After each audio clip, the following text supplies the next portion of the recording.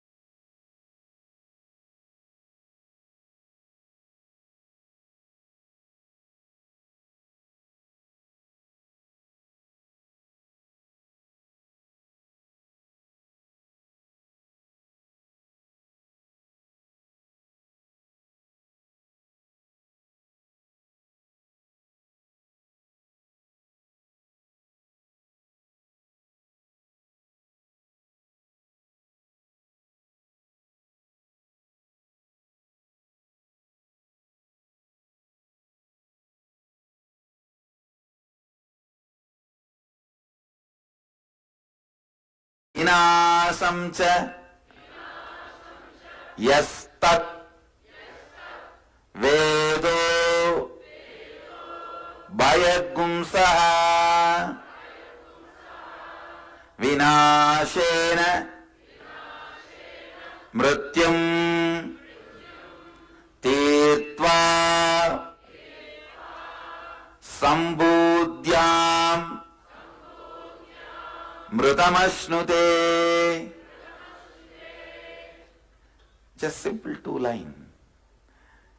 It's the 14th verse of Isavasya Upanishad. The first is the translation. Who cognizes the pure essence of these both, the imperishable consciousness, the cause of manifestation, and destructible, the perishable, manifested entities. Simultaneously, such a person completes with the fear of death and transcends death by worshipping or by knowledge of the perishable entities and reaches the imperishable consciousness, celebrates the nectar of immortality and bliss, the eternal space of oneness. Now listen. It's a literal translation I read out. The key word in this whole Upanishad, you need to understand what Upanishad is trying to convey it to you. Listen.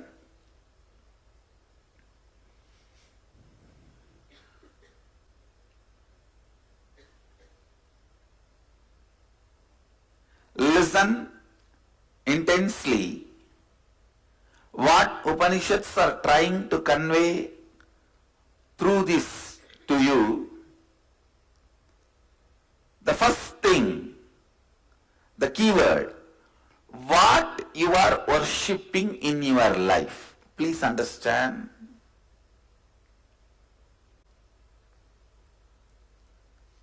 Here worshipping does not just mean in front of whom you bow down, in front of what you bow down, what you think as goal of your life, what you remember again and again. Please understand. You may be bowing down in front of Shiva deity for money, then you are worshipping money. Whether it is right or wrong, don't bother now. First let us diagnose, understand what you are worshipping in your life. You may bow down in front of any god, goddess, guru, but what you think as the essence of your life, what you think as the lakshya of your life,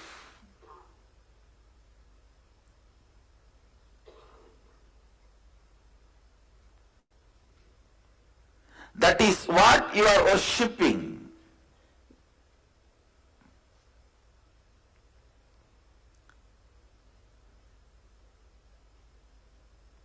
I tell you, if you do not have any goal, just living, then be informed you are worshipping confusion and darkness.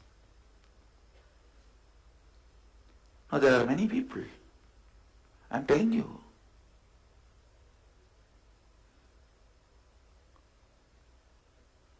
They think, let us drag on the life. At one day something will happen, everything will become all right. No. You are worshipping darkness and confusion. If you are not standing up for yourself, you are only worshipping darkness and confusion.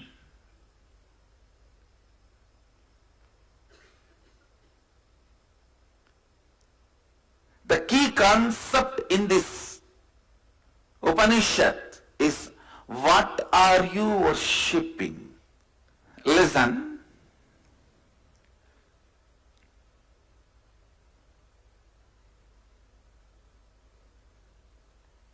When Upanishads say Sambudinja vinasancha yastatveto bayagumsaka vinashena mrityum dhirtva sambudyam mritamashnute.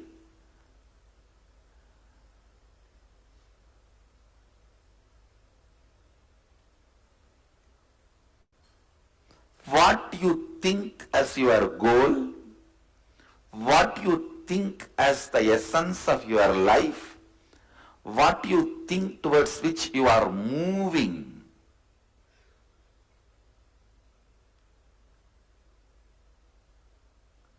in your life, you are worshipping that. Remember, listen, understand, you are worshipping that.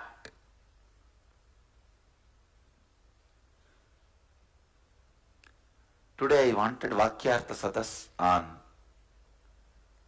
this subject.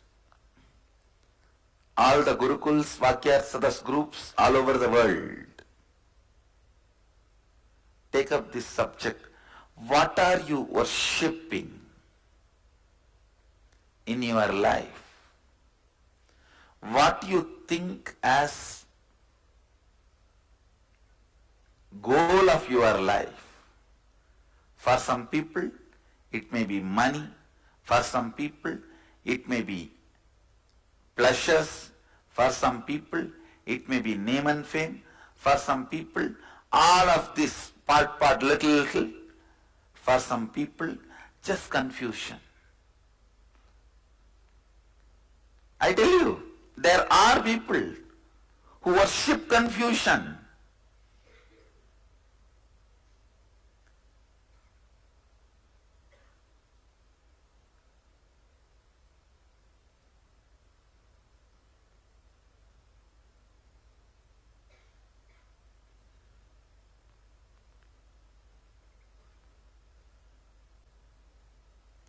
How you bring any problem, I'll find solution.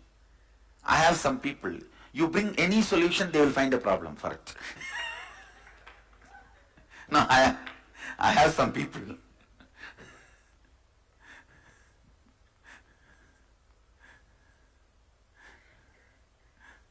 Even in my own Sangha, I have some people. You bring any solution, they will find problem out of it. I call them confusion worshippers. Worshipping confusion. Worshipping the status quo. Worshipping the inaction. Worshipping the non-transforming space.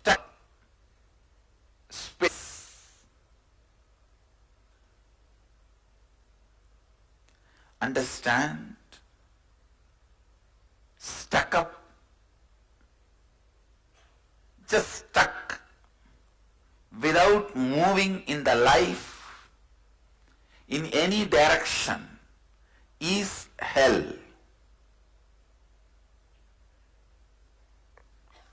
That is hell.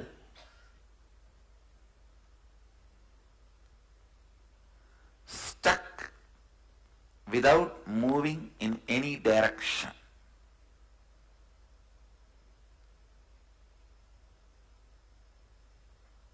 Confusion worshipping.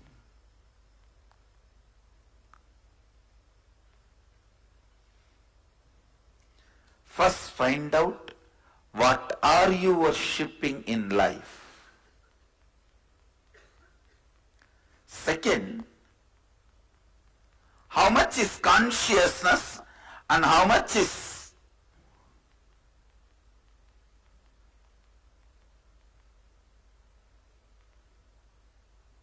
materialistic, perishable. Look in.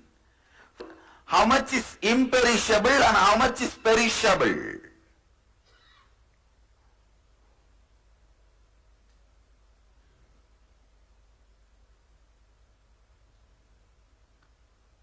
What is imperishable, which you are worshipping in you? What is the perishable which you are worshipping in you? For example, some part of you may feel, I think I should have name and fame, recognition, money, all pleasures in the life. And some part of you, yes, but all this is not going to be the end. I need to be achieving something eternal which does not move, which cannot be taken away. Just see how much of you wants perishable, how much of you wants imperishable. Sambudhim cha vinasham cha yastatvedo bhayagum saha vinashena mrityum tirtva sambhutyamritamashnude. Analyze, what are you thinking? What is moving you? What are you worshipping?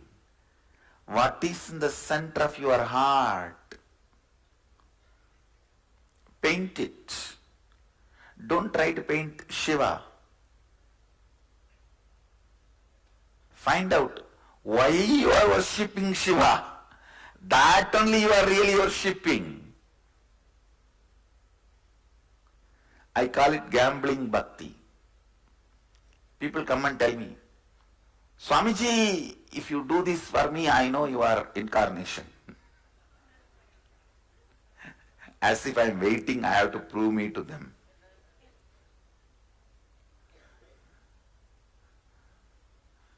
Gambling devotion. So they gamble.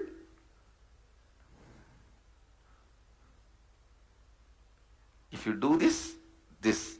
If you do this, this. Swamiji, if you give me 10 crore in lottery, I will accept you are enlightened. Or if I give 100 crore, you will accept I am incarnation. If I give 1000 crore, then you will accept I am a god.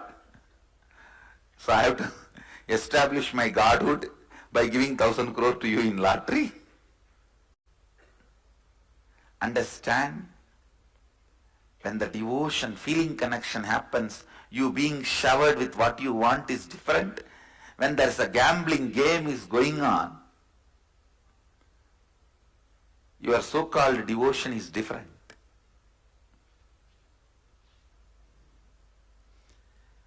When you build your mind on perishable, your life will be logical. If you build your mind on imperishable, your life will be magical.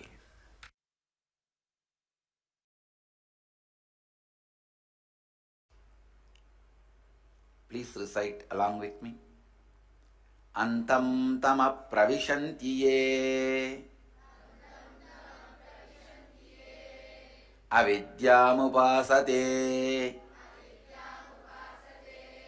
tato bhuya ivate tama yavu vidyayam rataha. Those who worship avidya, ignorance, that veils the true knowledge of truth, consciousness, enter into blinding darkness characterized by the absence of perception, but into greater darkness of ignorance than that enter they who, considering themselves as scholarly and learned, are engaged in vidya, the incomplete knowledge acquired for vested interests, characterized by the impure perception of truth and consciousness. See, this verse talks about two types of people. One, who worship ignorance. Second, who worship of truth. Knowledge for the sake of vested interest, not for the sake of knowledge itself. Understand? Knowledge for the sake of vested interest, not for the knowledge itself. When you start worshipping the knowledge for the sake of knowledge,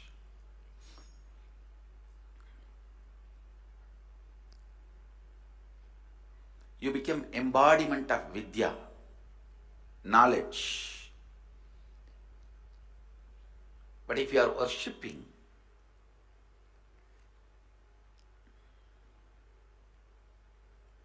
the knowledge for some other vested interest, as I was describing few days before, for the sake of luxury or for the sake of any other comforts, if you stop seeking,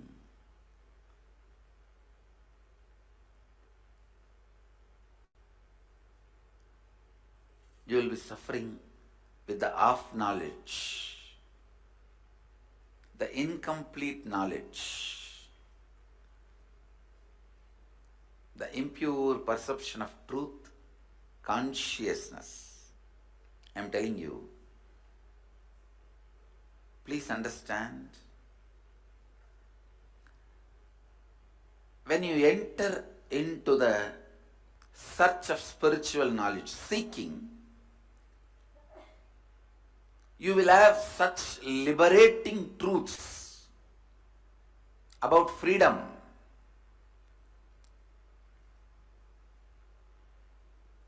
all powerfulness.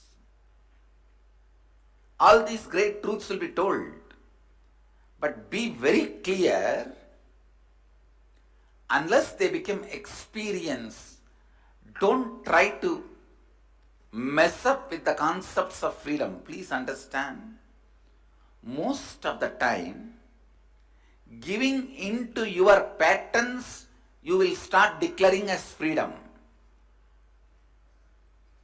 You will say, after all, I am enlightened, I am a soul, I am free. Then finally, go and eat the beef. Ramakrishna says beautifully in an example,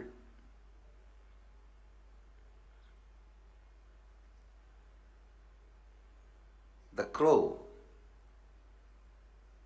may try to boast about itself, but finally end up in eating what it eats from the dustbin, dirt. So understand, most of the time, these so-called knowledgeable people also, with the incomplete knowledge, they give into their patterns and declare they are free. Please listen. I'll give you a more clear example. Without becoming Paramahamsa, try to live like a Paramahamsa. Really, without getting to the space of non-attachment, trying to live as if unattached. Listen. This is the most dangerous game people will play. But of course, nobody else need to punish them. They themselves will be punishing themselves. They will be punishing themselves. Giving into your patterns cannot be freedom. Here, what Upanishads are trying to tell, I'll expand, listen, step by step. These incomplete knowledge people with incomplete knowledge, before even achieving enlightenment, due to their vested interests, because of their impure perception of truth and consciousness, even though they claim they are unattached, wise, they get completely distracted and destroyed with the incomplete knowledge. Actually, Upanishads are trying to very boldly describe the obstacles you will face in the initial level seeker and advanced level seeker. For an initial level seeker, the biggest problem is boredom, due to which you don't break whenever you hit the black. You just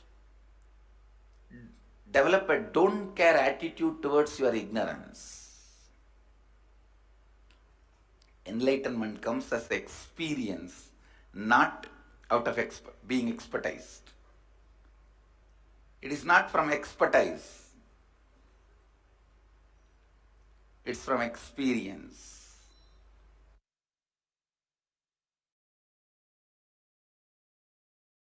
Agnenaya supadaraye asman vishwani deva vayunani vidvan yuyotyas majjuhuranamena bhuyishtandenama uktim videma. O Agni, the fire god, knower of all our actions and all that is worth knowing, you must take us along the righteous and auspicious path of completion, leading us to experience the supreme consciousness, the original space of complete completion. O God, consciousness, may you remove all our incompletions that are obstacle in our good path of completion. Beyond coming and going, birth and death, unto you we surrender with many reverential words, bowing down again and again. Listen. If I squeeze this whole 18 verses, the essence I see is intense seeking. Seeking is the way God in you wakes up. Understand? Seeking is the way the God in you wakes up. Morning, sometimes you will feel, you yourself will remember that you are dreaming. That is the way you wake up. How many of you experienced the state what I am describing? Same way, listen. Seeking is the way you wake up to your reality. Don't fall asleep. Turn and sleep when the seeking has awakened in you. Understand? After remembering you are dreaming, if you just pull your blanket and turn and sleep, how stupid you are. Same way, after just having seeking, after smelling seeking in your life, after tasting seeking in your life, if you just turn and lose that intensity and seeking, that is the most stupid thing can happen to you in your life. Anything can be lost, not seeking. Anything can be lost, you can get it back. Money, stupid, you can get it in 24 hours. Health, you can get it within next few weeks, even if you lose it. Character, there is nothing called character. It is just your understanding, ideas. If you alter it, you will get it immediately back. Anything can be lost, you can get it back. Not seeking, because seeking is not something to do with mind. It is something to do with your very consciousness. Seeking is the love letter from your beloved who is living in your heart forever.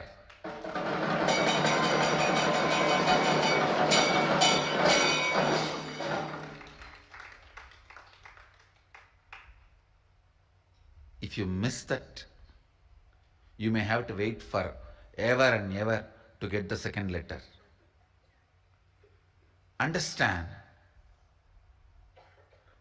It's a message from your beloved who is residing in your heart forever. Anything can be lost, not seeking. Body can be lost, you can have immediately another one, because tons are there in the planet Earth. Billions of bodies are there. Mind can be lost, immediately you can make another one. Understand, anything can be lost, you can get it, not seeking.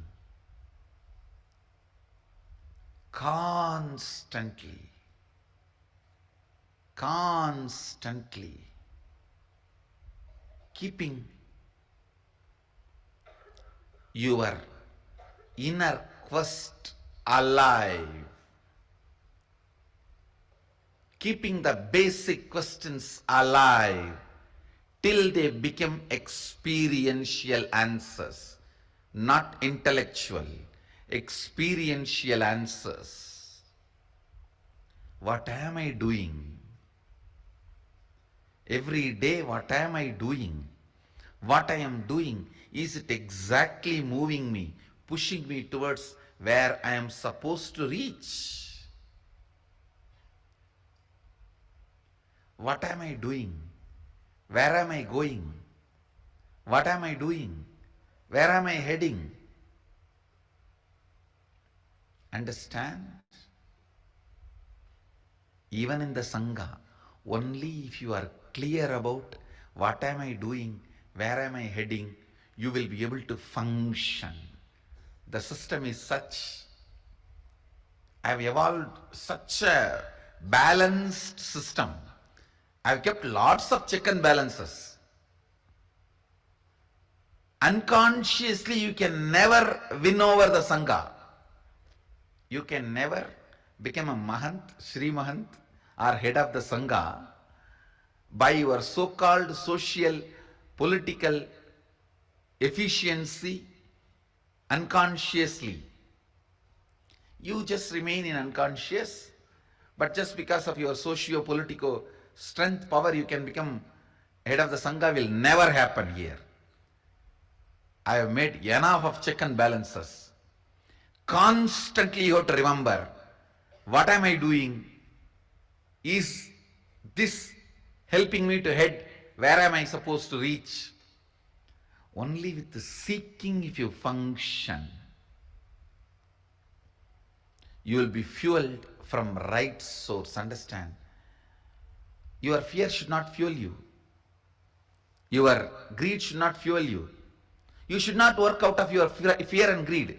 That does not mean you will not work. There are many stupid fellows.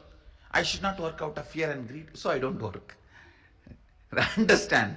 Drop the fear and greed, not the work. No, there are people. I should not work out of fear and greed, so I don't want to work. Hey, drop the fear and greed, not the work. You should not work out of fear and greed. Seeking should be the energy source. Seeking should be the energy source. Seeking should be the energy source. Actually, if you make the seeking as the energy source from morning till night for your thinking and planning, even in the night you won't fall asleep. You will only fall in the space of Turiya and wake up. You will only fall in the space of Turiya and wake up. Understand the essence of whole Isavasya Upanishad. The lesson you need to learn from the Isavasya Upanishad is intense seeking. Intense seeking.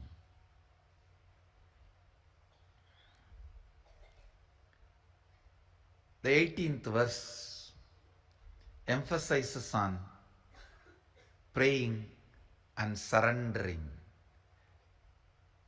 ultimately, man cannot make it. Only God has to make it. Only He has to make it for you. So that is why, O God, consciousness, may you remove all our incompletions that are obstacles on our good path of completion, beyond coming and going, birth and death. Unto you we surrender with many reverential words, bowing down again and again. Bowing down again and again. Agnenaya Subhataraye Asman Vishwani Deva Vayunani Vidvan Yoyotyasmajjuhuranamena Bhuyishtam Nama Bhuyishtam De Nama Uktim Videma. The surrender, the devotion. Actually,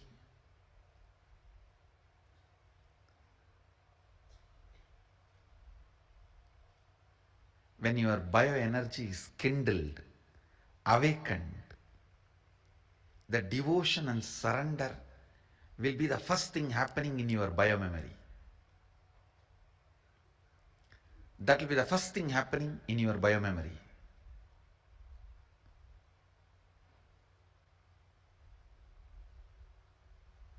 Your whole body and mind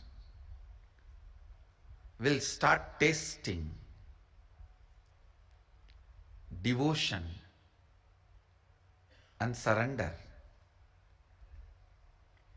Agnenaya Subhataraye Asman Vishwani Deva Vayunani Vidvan Yotyasmajjuhuranamena Bhuyishtam De Nama Vuktim Videma. Every time when I chant this verse, throat feels so sweet.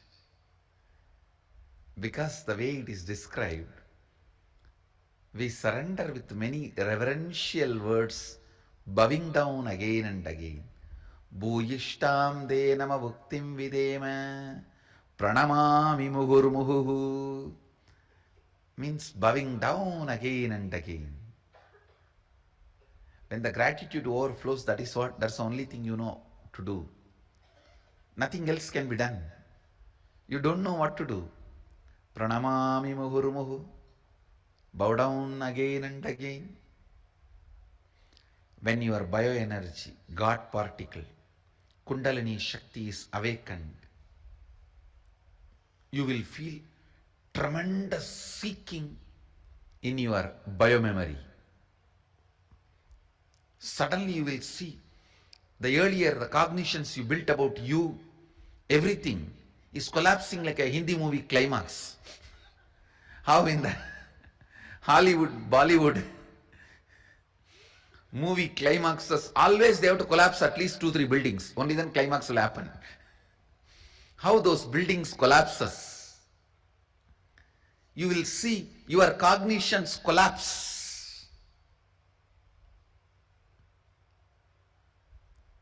Not for bad, but for good.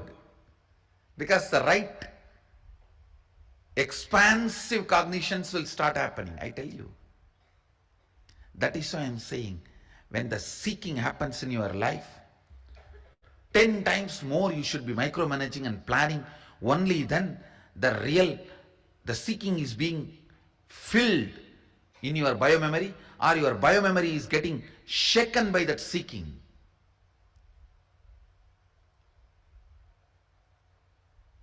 Normally you are managing one shop. If a seeking awakens in you, you should be able to manage 10 shops. And the seeking fire, only then your seeking is penetrating into your biomemory. Otherwise, somewhere the wrong tube connection, it goes somewhere else. Understand?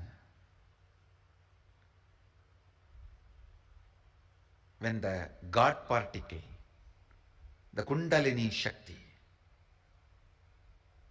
bioenergy awakens in you, the first thing will happen, your bio-memory will be shaken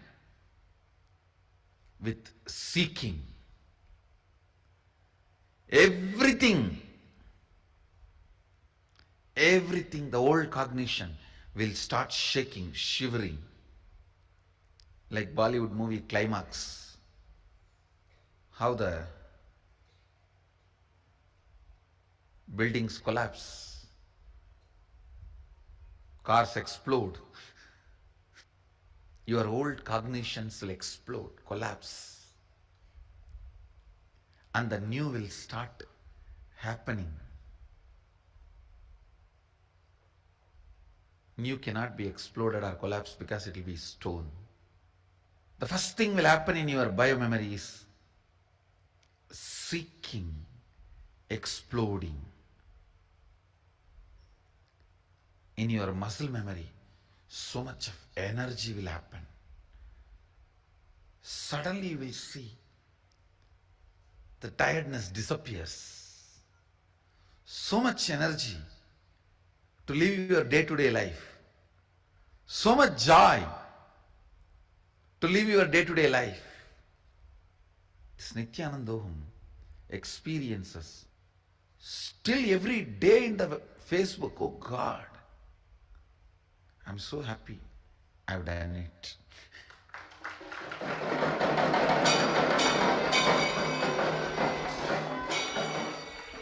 Every day, stories after stories. We are in different world. We have not stopped smiling. We have not shut our mouth. We don't know where we are. One kid completely got healed from autism. Some 5 scale something they were saying. And now nothing is there. Everything is clean. In Canada.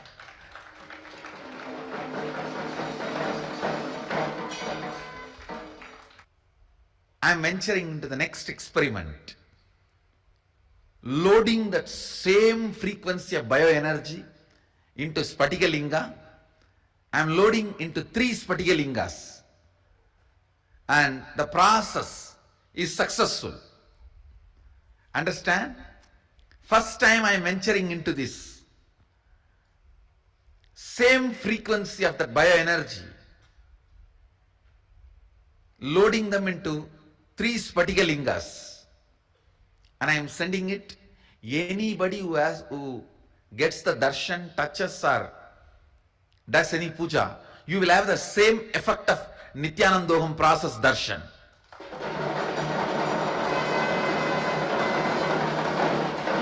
You are going to have the same glimpse of Nithyanandoham darshan. Same, it will be literally like having Nithyanandoham bioenergy process or Nithyanandoham darshan. It will create the same effect on you. I am sending 1 linga to Tamil Nadu, 1 all over India other than Tamil Nadu, 1 to the international countries. You guys can take it and do yatra, and people will have the same experience. Same experience, literally the Nithyanandoham experience. Plan to receive it, welcome it. The devotion, surrender, expressed in this verse can be a powerful source of energy for you, even by contemplating on it. Even by contemplating on it. Essence of this whole Upanishad is seeking the basic truths. Who am I? Who am I? What am I? Who am I? What am I? Who am I? What am I? Where am I heading? What I am doing? how is life happening? Keeping these basic questions alive. Now, aligning your every breath to these basic questions. Integrating your every breath to these basic questions. Integrating you to these basic questions is seeking. Integrating you to the answers to these questions you received from the Master is living enlightenment. Integrating you to these questions is seeking. Integrating the understanding. Master is the source of questions and the answers.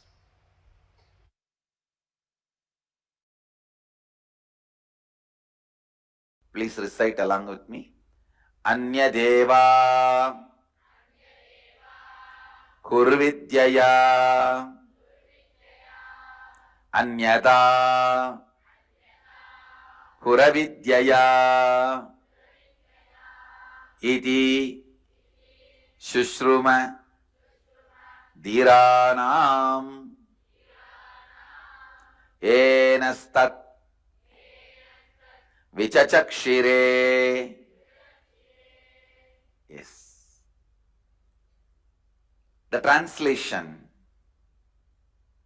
It is said that by Vidya, the knowledge cognized from the right context of grasping the truth, consciousness, and the superficial knowledge acquired from the wrong context of grabbing without cognizing the subtle truth, certainly a different result is achieved.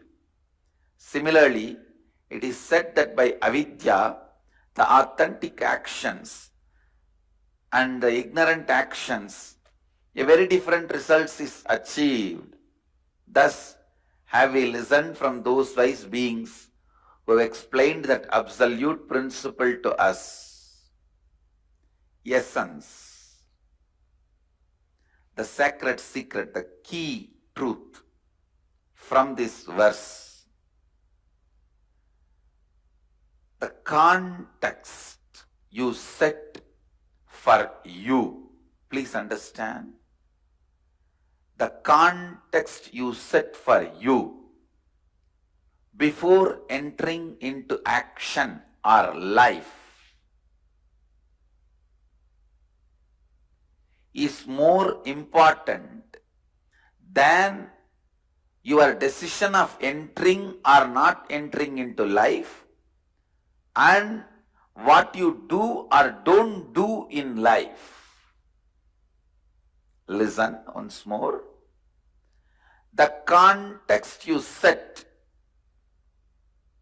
before entering into life is more important than what you do or don't do in your life. Context. If you set the context of bhakti, your travel becomes pilgrimage. Food becomes prasada. Water becomes tirtha.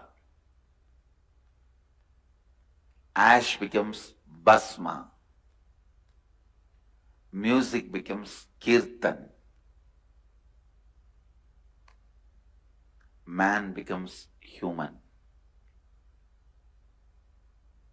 Understand, setting the context is much more important than the action, commission or omission of acts. Doing something or not doing something. Doing something or not doing something is not that important than the context. So all the outer world rules and regulations, whether it is simple traffic rules or the law of the land is based on the action performed. Commission and omission of acts, because outer world can understand only that, outer world functions only with that, outer world can measure only up to that. In search of stability and surety, possibility is forgotten. Listen. Yes, outer world can grasp only that. Whether you walk in the left side or right side, you should walk or not in the left side or right side. It can only go to that extent. Outer world can understand only that extent is not wrong, but they try to become fanatically declaring only that much exists is something seriously wrong.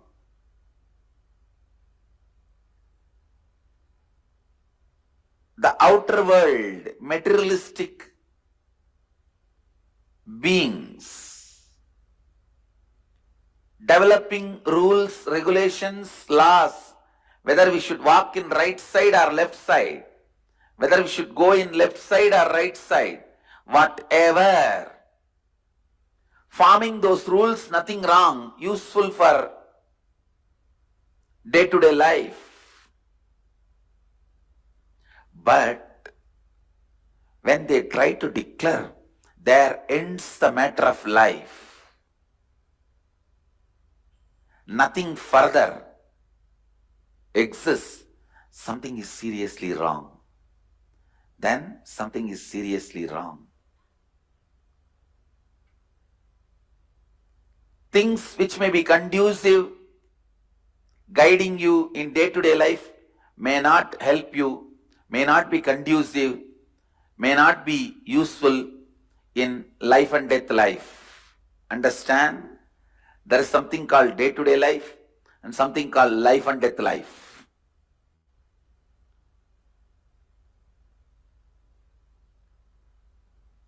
Which is conducive for your day-to-day life. Park in this spot, drive in this direction, walk in this place.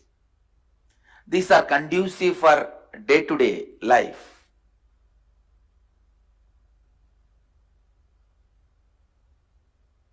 When these people who form the day-to-day life's laws, rules, try to dictate the larger truths or interfere in the field of larger truths, there starts confusion.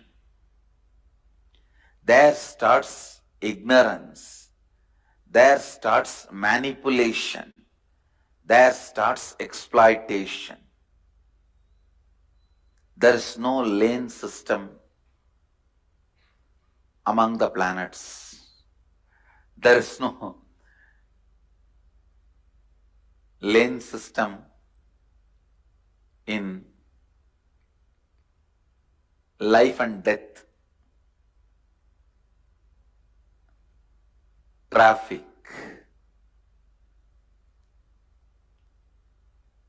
Understand,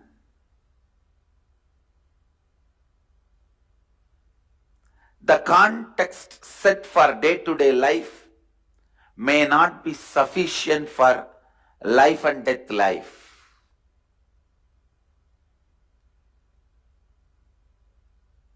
When you are entering into the street, you need to know traffic rules.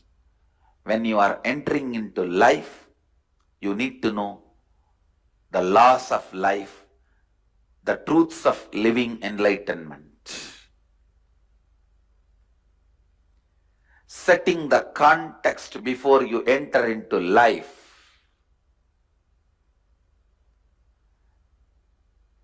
Please understand,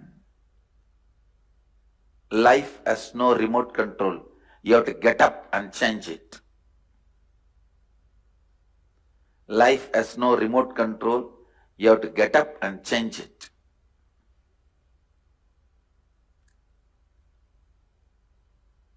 setting the right context before you enter into the life. If you have the right understanding and context, so much of activism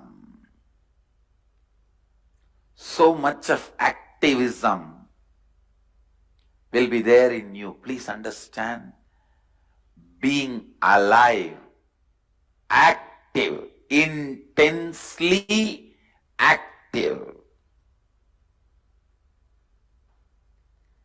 is one of the first qualification for spiritual life. Yesterday, one of my Mahant, I asked him few questions about this vision department, which is relaying my satsangs every day. Actually, they dig almost how Vishnu dig at the feet of Shiva. They will dig a huge pit in front of me to fix this. All the electronic equipments, I was asking about it, and some security issues I was talking. Further, he replied, after all, I want enlightenment. Why don't you give that and leave me? The wrong concept of enlightenment. Understand?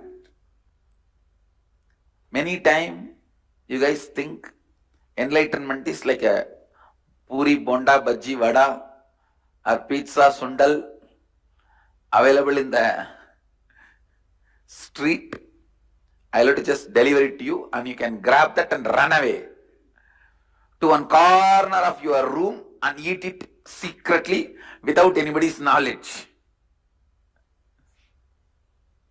No. Have the right context, intense energy and activism. Understand? Intense energy and activism. It is activism. There starts the first step, enlightenment. Intensely alive, intensely active, intensely intent. Your intention should have intensity. The context set for life plays a very important role than commission and omission of acts. Because I have seen some of the richest people in the world, but having so much of anger and irritation about the society which demands them to make more money, which respects them only based on their net worth.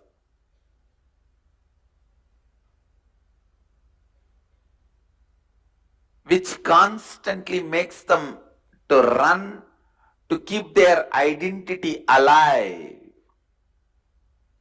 Please understand. I have seen some of the poorest human beings in the world who earn meal by meal, not even they earn full day salary. Morning if they work, they get their meal. Evening if they work, they get their meal. If they are not able to work, they don't get anything. I have seen that kind of people, and I have seen some of the richest people. There are some people who spend what they spend for their one day can be an asset for some of the poorest people for their whole life. I have seen both ends, both extreme people. Some of these richest people, even though they are generating wealth more and more and more, they have so much of anger towards the mechanism which is pushing them to earn more and more. I won't call them rich people. I won't call them wealthy people. I'll call them who are caught in that vicious circle accidentally. Who is wealthy? Who is rich? I am defining. Please listen. Who can eat when he is hungry? Who can drink when he is thirsty? Who can sleep when he is tired? Who is alive and active when he wakes up? Please understand. Who can eat when he is hungry? Not the fellow who has to eat whenever friends gather, family gathers, or whenever you need to eat for the courtesy's sake, you need to drink for the courtesy's sake. No. I won't call him rich. Who can eat when he is hungry, drink when he is thirsty, sleep when he is tired, be active when he is fresh. Who has straightforward, simple, realistic life, living with reality. Neither the ambitions, whims and fancies are required to fuel him, inspire him, excite him, nor the delusory fear, imaginary, illusory greed can drive him crazy. Understand? Wealthy man is one who is healthy within. Healthy within is wealthy. Who has the right context for life, right context for what he is doing. Anybody who feels he is completed whatever he wants to do, he is complete within himself. He is fulfilled within himself. Feels he is living long. Person who feels incomplete always feels death comes much earlier. Death has come untimely. Please understand, there is no such thing as untimely. Death can never come in untime. He comes in time. He doesn't know something called untime. He always comes in time. When you have the context of being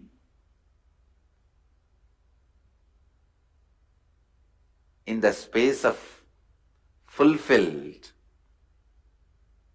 content, complete, you feel life has so much to offer. It's so rich, so vast.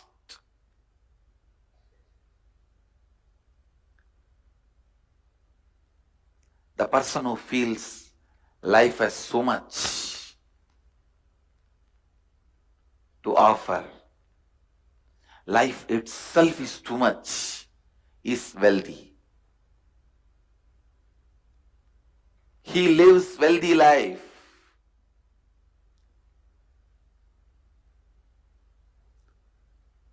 Once you feel complete, you will feel like overflowing with life. sharing it with the whole world. Actually, enriching happens only after thoroughly you feel complete. You support others. You enrich others. You enrich everyone's life only when you feel fulfilled, completely complete. Setting the context of completion brings activism in your life. That activism is the first step for living Advaita. Again, I am going to repeat the same truth, maybe 11,248th time. Bring completion to yourself before entering into anything. Bring completion into yourself before entering into anything. There is no hurry in life for you to jump into something without having completion and destroy it. Bring completion into your life. Purnatva. Bring Purnatva into your life. Only when you enter into the space of Purnatva, you experience the love current of Mahadeva. Only then you experience love current of Mahadeva. Understand? The love current of Mahadeva is one of the most important, most powerful, most important and most powerful, brilliant, intelligent, energetic, efficient, alive, ultimate.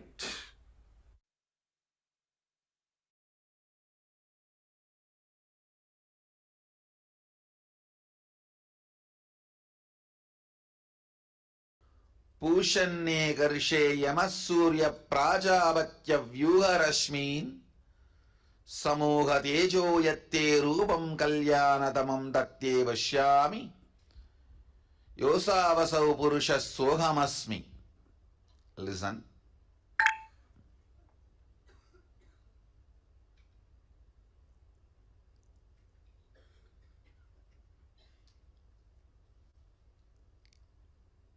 I'll try to explain the science of prayer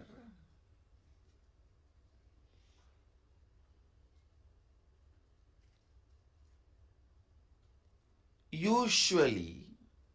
Mind always operates from duality. If you utter a word, he is not good, means already you came to the conclusion he is bad. You can't take a stand, he is not good, does not mean he is bad. Let us stop with he is not good. You will never take that stand. As a natural flow, your logic is always taught to take the extreme stance. The moment you hear the word, he is not good, immediately he is bad. Understand? Duality keeps the mind alive. Duality keeps the dilemmas alive.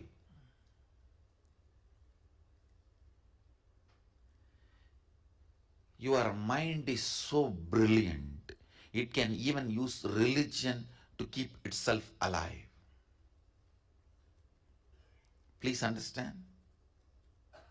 It can even keep religion.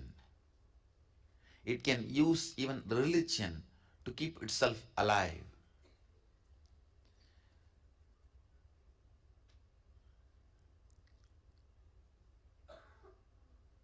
Prayer is one of the most misunderstood, abused concepts.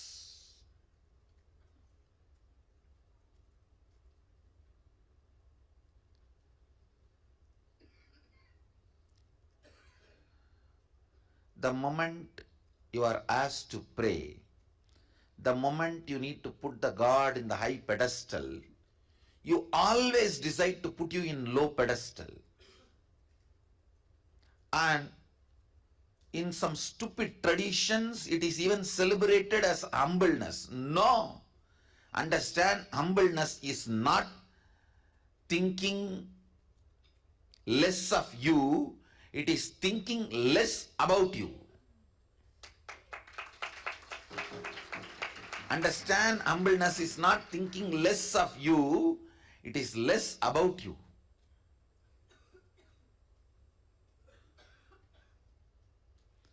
Humbleness is not the image you have about yourself. It has nothing to do with the image you have about yourself. It has something to do with how many times you remember yourself. Stupid, one of the most stupid mistake humanity has committed, putting yourself down and thinking only then you can put your God up. No, understand? Putting your God up does not really requires putting yourself down. Putting yourself down does not necessarily make you to put your God up. This is one of the very important truth you need to know. Please understand. I feel so blessed. The Vedic tradition, the Hindu tradition,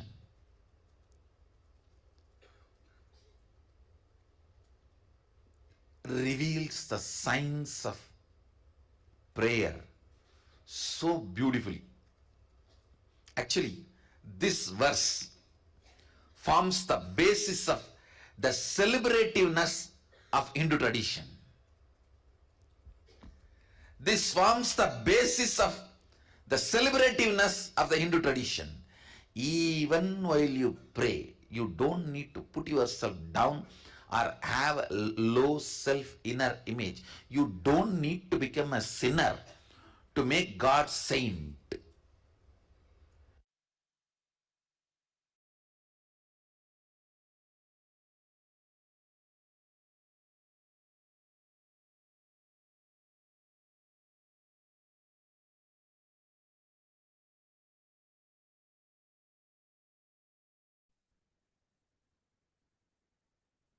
Yes. So after this beautiful revelation,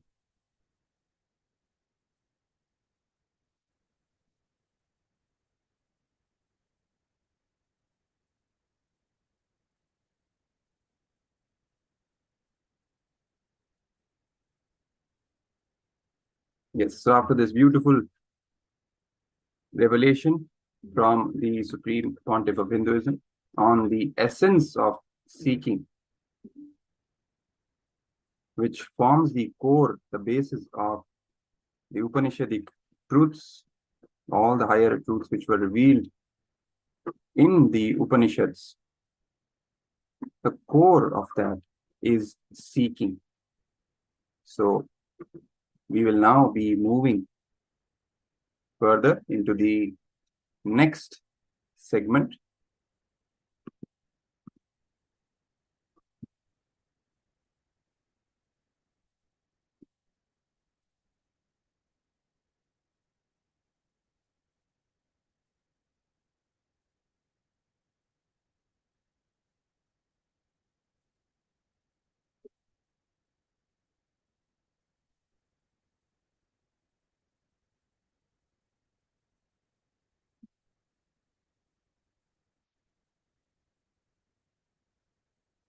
the internalization exercise for this segment focused on how to keep that inner quest alive, that seeking alive, the pure questioning that we have learned about today.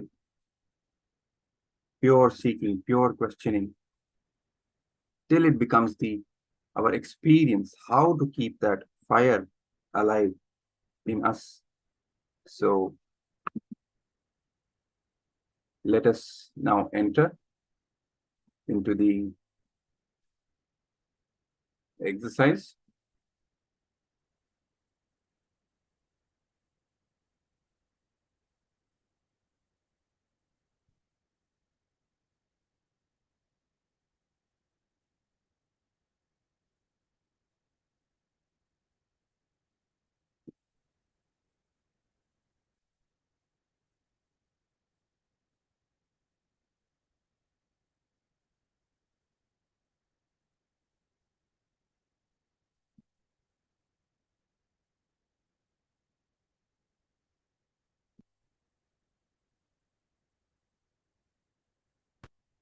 Yes. Upanishads, the key to unlock the inner treasure.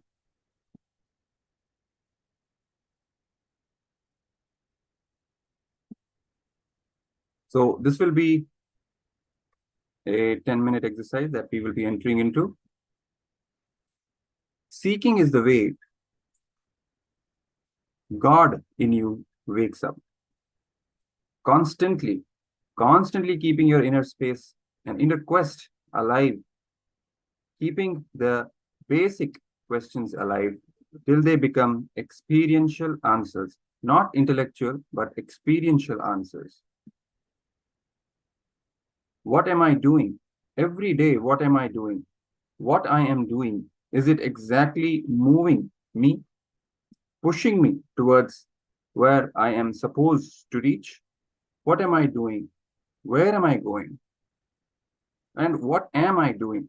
Where am I heading? So these basic questions,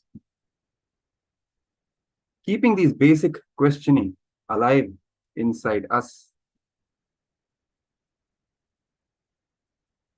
till it becomes the experience.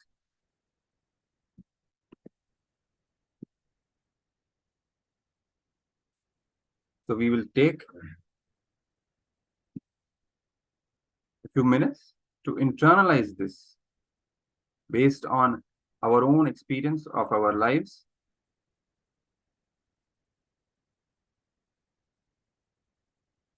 How much of this fundamental questioning have we incorporated in our lives? Do we ask these questions from ourselves every day? Or are we just unconsciously moving, floating through life day by day? It is time to pen down these basic, your own understandings of these basic questions, so that you force yourself to think about these fundamental questions. What is it that you're doing? Where you're heading? Is what you're doing every day actually taking you towards where you want to be?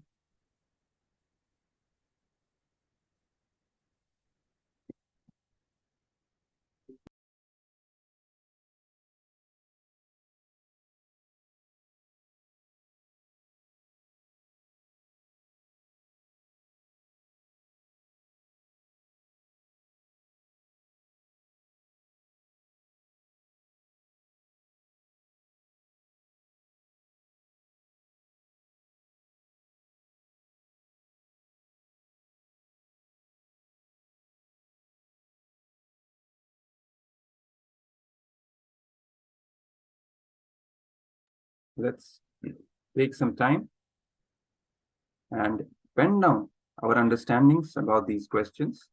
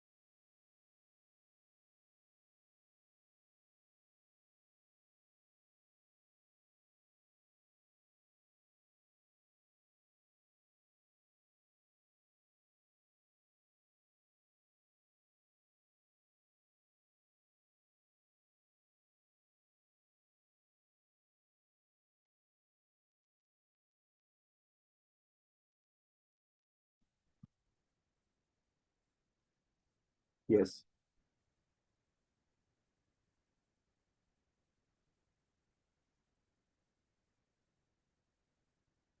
Rahul is asking, Maharaj, if we try to take actions where you want to be but face multiple failures, how to deal with it? First thing is, whatever failure you face, first thing, there is no such thing as failure. It has just not happened till now. That is the only thing. Second, despite these challenges, despite these obstacles, what we perceive as obstacles, can we keep our seeking alive? Can we continuously hold on to that space, maintain that space inside us, which will even drive us to find solutions where we are not doing what is supposed to be done, which will give us the results. So the very question that comes, that I am seeing, is not from the point of view of finding a solution, but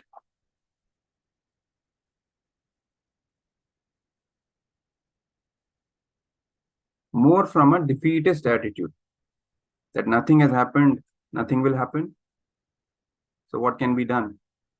It is not the question about what I should do. It is about what can be done. There is a difference. So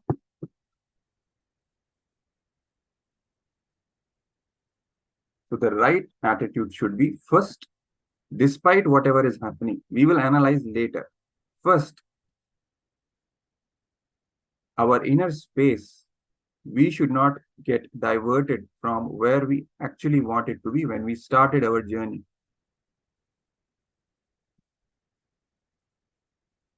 That is what we have learned, what Swamiji is teaching us, that keeping that pure questioning alive. Of course, we will face challenges, we will face obstacles, we will face even tests, life tests us as well. That what if I don't give this person what he's asking? Can he continue with his seeking? And that helps us eventually, because it makes our seeking more and more deeper. It gives more depth to our seeking. It makes it stronger. So it's all about decision, conscious decision to keep your seeking alive. And then from that, the moment you decide to keep it alive, you suddenly turn the switch on and become life positive. And now your whole attention will be to find a solution to your problem, not focusing on the problem itself.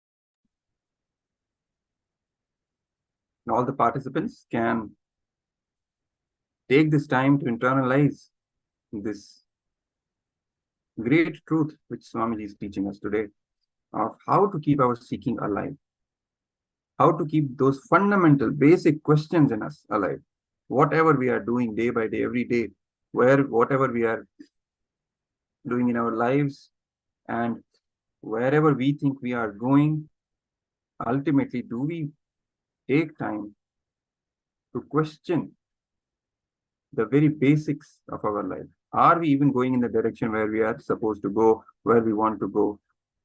What are we doing?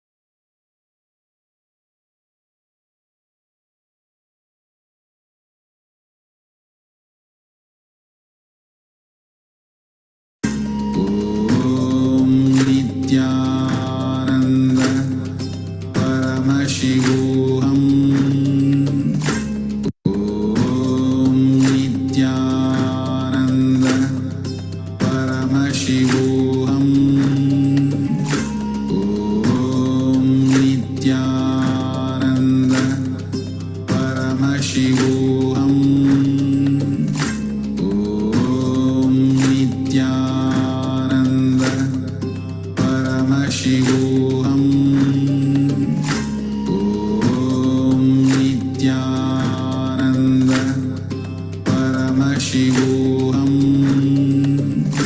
Om Nithyananda. Paramashivoham. Om Nithyananda. Paramashivoham. Om Nithyananda. Paramashivoham. Om Nithyananda. Paramashivoham. Om Nithyananda. Paramashivoham. Om Nithyananda. Paramashivoham. Om Nithyananda. Paramashivoham.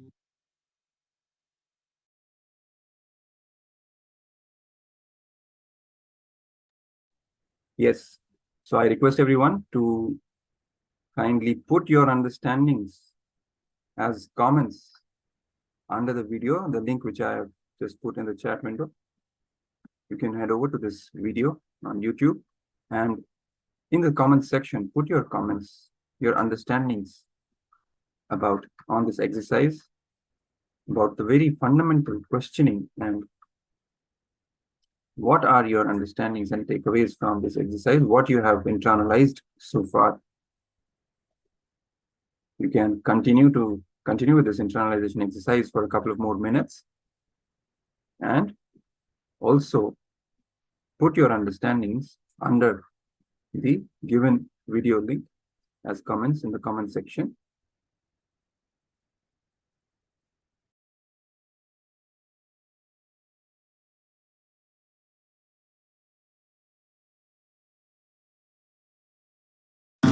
Nithyananda. Paramashivoham. Om Nithyananda. Paramashivoham. Om Nithyananda. Paramashivoham. Om Nithyananda. Paramashivoham. Om Nithyananda. Paramashivoham. Om Nithyananda. Paramashivoham. Om Nithyananda. Paramashivoham. Om Nithyananda. Paramashivoham. Om Nithyananda. Paramashivoham. Om Nithyananda. Paramashivoham. Om Nithyananda. Paramashivoham. Om Nithyananda. Paramashivoham. Om Nithyananda. Paramashivoham. Om Nithyananda.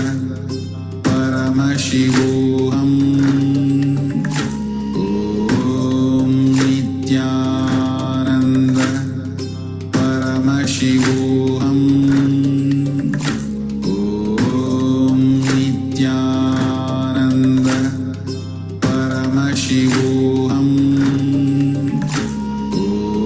Om Nithyananda. Paramashivoham. Om Nithyananda. Paramashivoham. Om Nithyananda. Paramashivoham. Om Nithyananda. Paramashivoham. Om Nithyananda. Paramashivoham.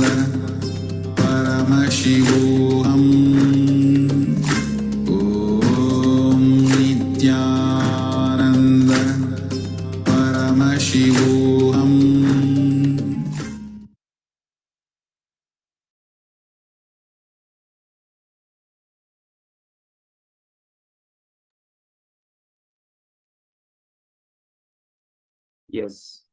So I hope you all have completed your internalization exercise and you have put your comments in the under the video, the link which I shared in the chat. So let's now head over to the power manifestation session. We will end this internalization exercise with the Purna mantra. Om Purnamadav Purnamidam Purnat Purnamudachyate Purnasya Purnamadaya Purnamevavashishyate. Om Shanti Shanti Shanti Hari Om Tat Sat Sarvam Bhagavad Shri Nithyananda Paramashiva Padukarpanamastu.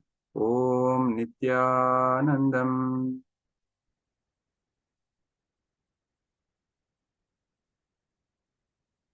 So let's now begin the next round of power manifestation. We'll begin with the Sadguru Vandanam, invoking the divine presence of our beloved Guru, Swamiji, the Supreme Pontiff of Hinduism, Bhagavan Nithyananda Paramashivoham. Holding our hands, holding the inner space of deep gratitude. Let's chant. Nithyanandam Paramasukadam Kevalam Jnanamurtim Dvandvatitam Gagana Sadrisham Tattvamasya Ekam Nityam Vimalamachalam Sarvadhi Sakshi Bhutam Bhavatitam Trigunarahitam Sadgurum Tam Namami.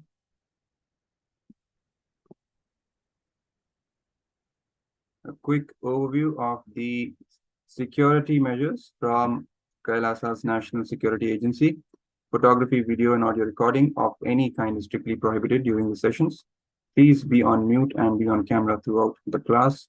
If you need to step out in an unavoidable situation only, please inform the digital security officer or the Acharya.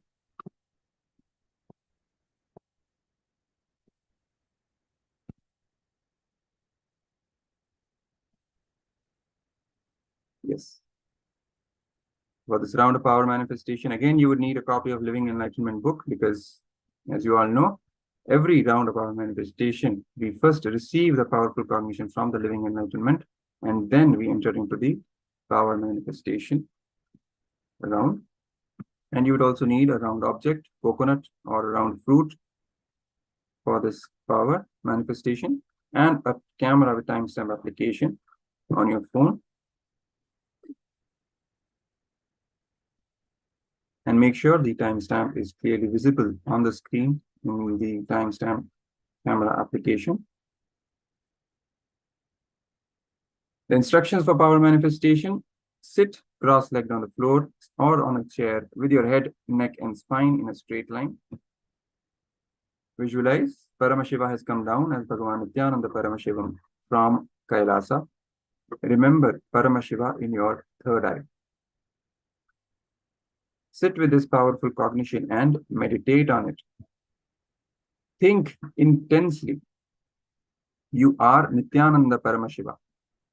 Anything else you think as your identity is delusion. Drop it. You are Nithyananda Paramashiva. Nithyananda Paramashiva.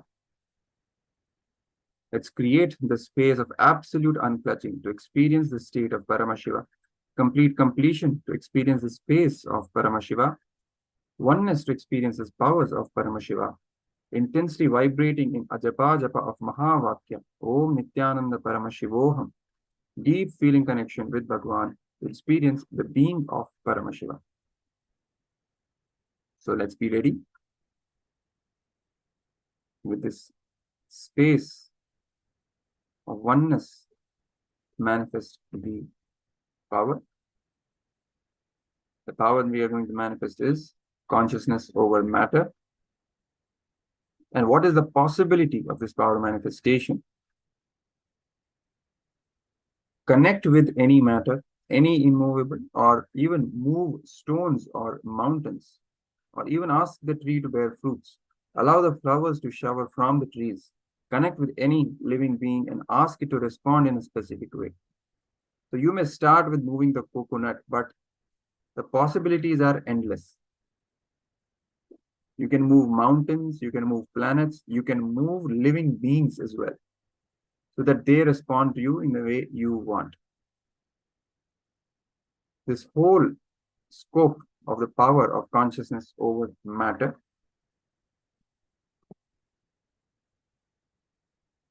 and the Shastra Pramana,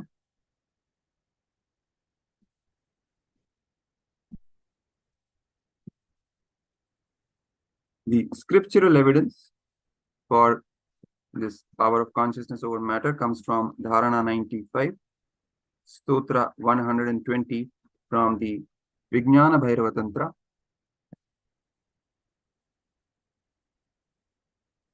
The shloka goes as Kvachit Vastuni Vinyasya Shanair Drishti Nivartayet Takjnanam Chit Sahitam Devi Shunya Layo Bhavet.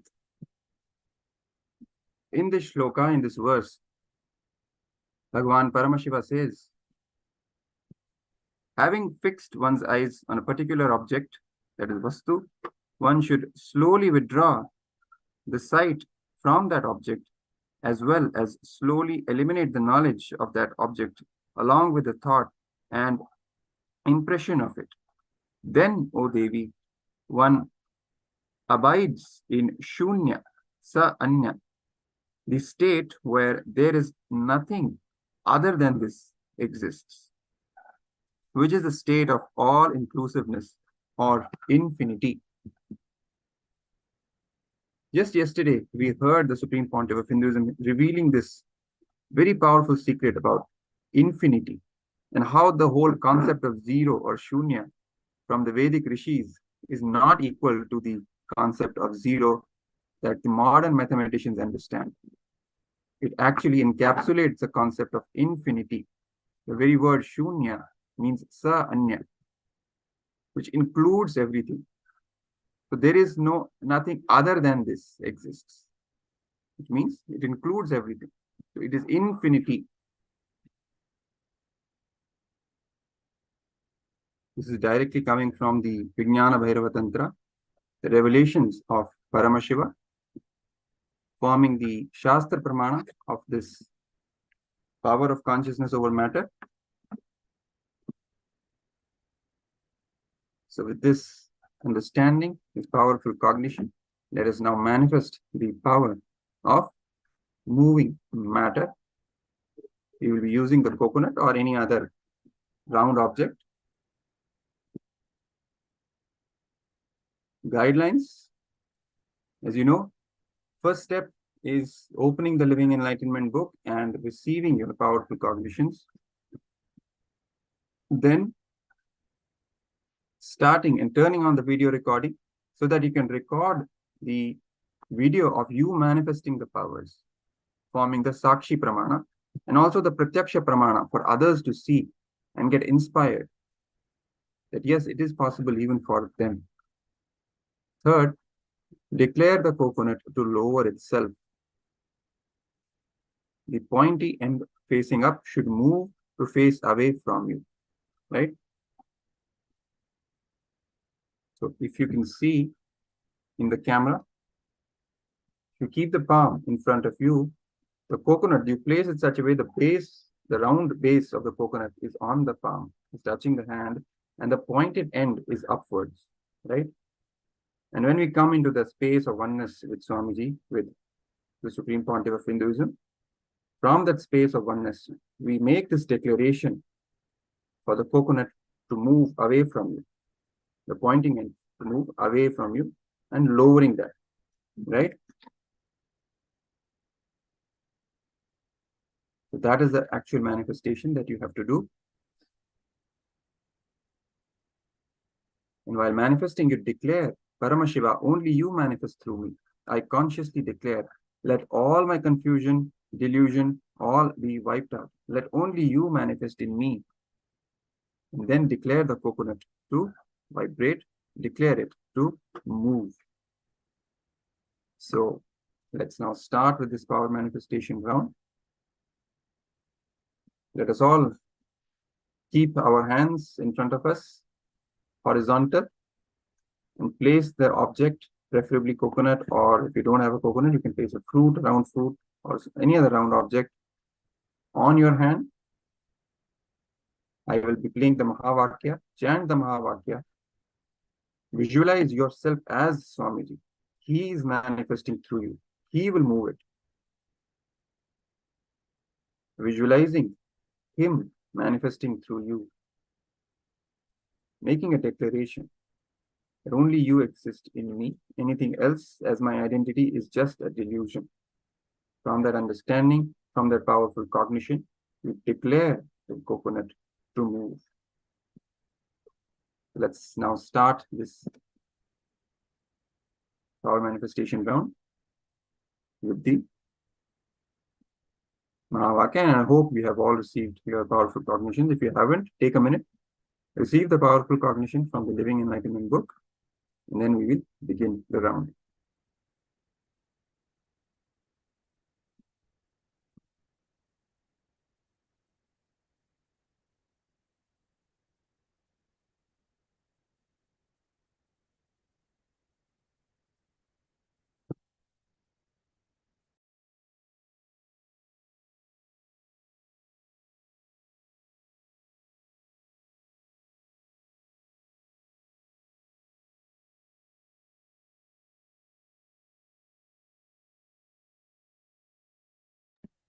Yes, so you may now begin. Turn on your video recording and then start with the power manifestation.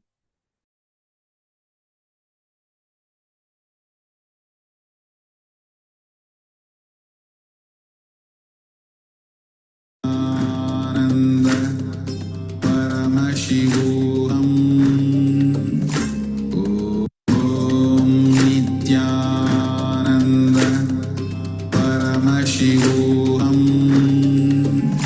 Om Nithyananda. Paramashivoham. Om Nithyananda. Paramashivoham.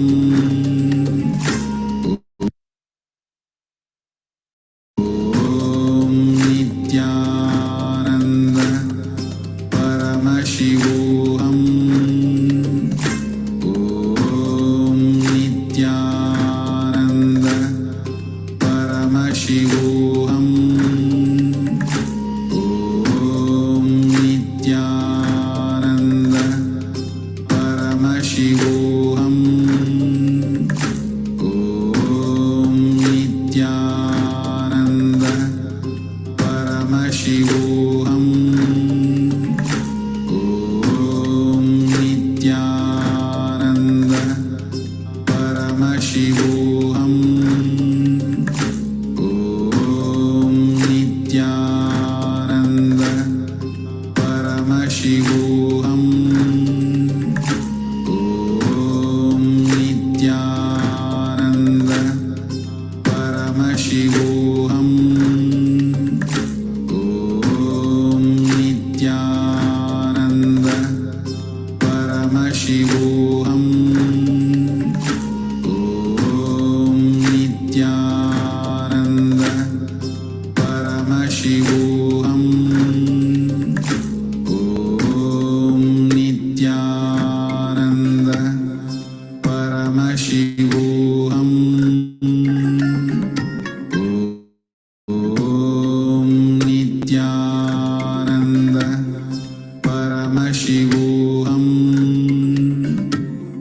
Om Nithyananda. Paramashivoham. Om Nithyananda. Paramashivoham. Om Nithyananda. Paramashivoham. Om Nithyananda. Paramashivoham. Om Nithyananda.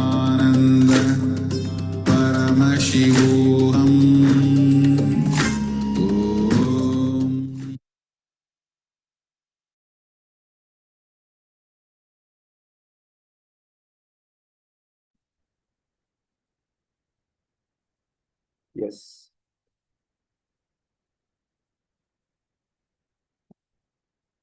So you can share your experience in the chat window. How was your power manifestation round? Some of the cameras are not open. We request you to all turn your cameras on during the sessions. And you can share your experience with the power manifestation session. It's very important for all of us to be authentically involved in the power manifestation rounds.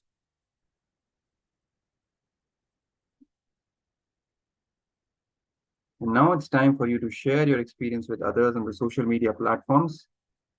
You can share the videos that you have recorded. You can upload these videos on the social media platforms, Facebook, Twitter, Instagram, Pinterest, any social media platform you're active on, and share this with the people so that they can get enriched, they can get inspired to also come and attend Paramashivoham level 2, level 1, level 2, level 3, anything, depending on if they are completely new or they have already attended the program. So inspiring them also to experience this superconscious breakthrough and these highest truths which the Supreme Pontiff of Hinduism is revealing for all of us to benefit and literally create a new life for us.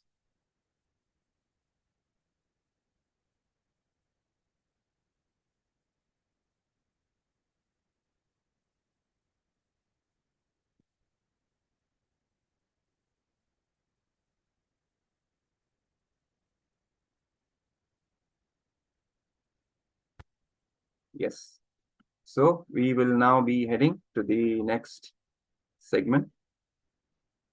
Let's end the session with the Purna Mantra and we will be moving to the next session after that.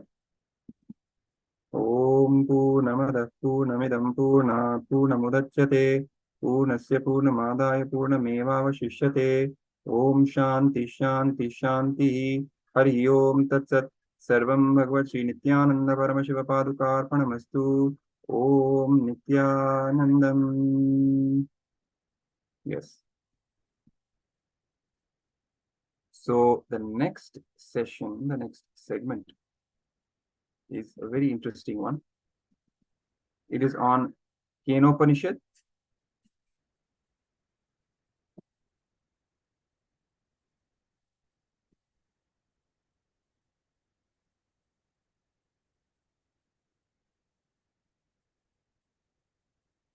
Yes. Let me just pull up the slides for you. Seeking into the very source, that is the essence, the theme of this session.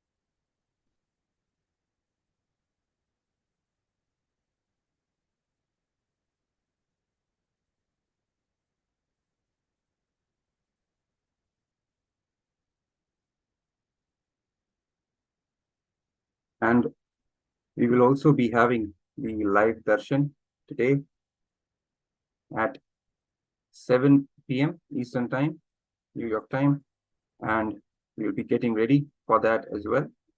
In a few minutes, we will be starting with the darshan preparation as well. So we request all of you to make yourself ready for the amazing, awesome experience of live darshan with the Supreme Pontiff of Hinduism, and for the live question and answer session as well, because you will have the amazing opportunity to ask your prayer requests, submit your prayer requests and blessing requests, and those will be personally attended by the Supreme Pontiff of Hinduism. He will be responding to you and blessing you, giving boons, showering all of us with the boons that we will be asking him. So we will be starting with the darshan preparation segment very soon. Until then, let's continue with our present session, the series of powerful cognitions which Swamiji is sharing with us from the Upanishads.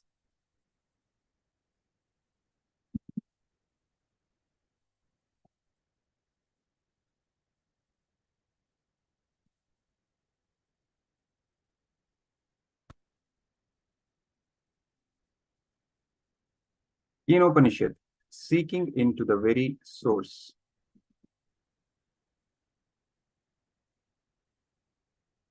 Upanishads are basically to preserve and present some of the valuable thought currents humanity needs to enjoy, cherish, explore for deeper and deeper, higher and higher possibilities. The first thought current, who am I? The second, what happens after death? Third, most subtle, most precious, and most important thought current, what is the source of all this?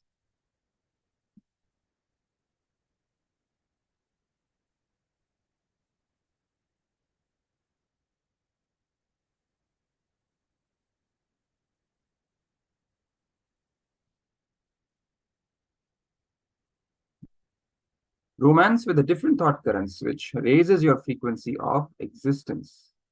When the thought currents are engaged, when you entertain with the thought currents, you grow a new method of cognizing. The thought currents which Upanishads generate in you experientially liberate you. Before entering into Kenopanishad, you need to understand your thought currents don't matter. This Upanishad is directly from Devi, Uma. Kena means by whom.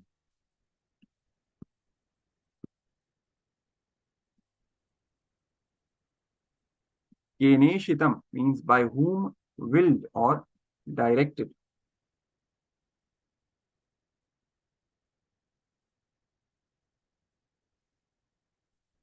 Essence of Kenopanishad is seeking the source, cosmos.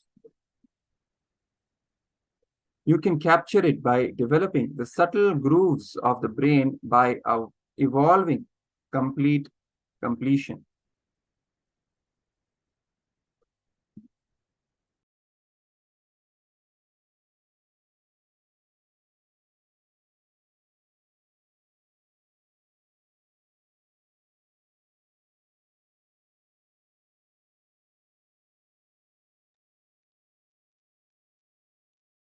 Directing the inquiry of the truth to its very source is the seed of Kenopanishad.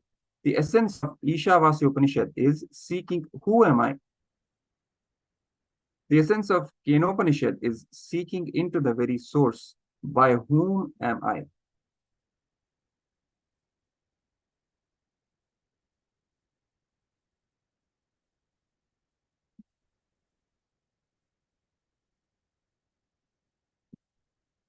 Yes. Let's recite the Shanti mantra and enter into the understanding.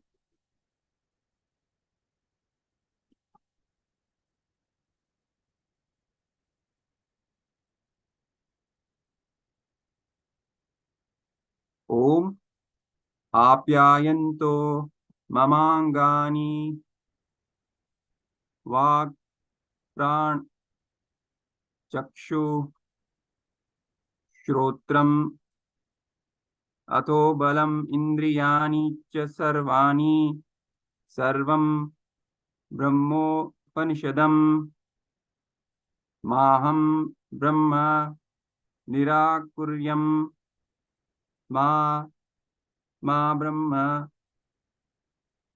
Nirakarod Amira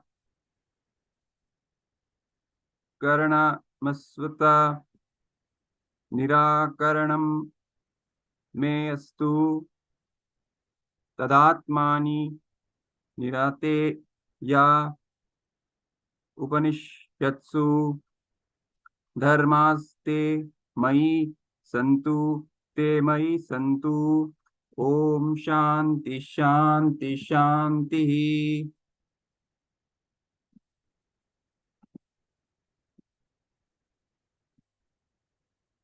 Ability to will is the peak of your ability to manifest whatever you want in life. Paramashiva is waiting for you to manifest him.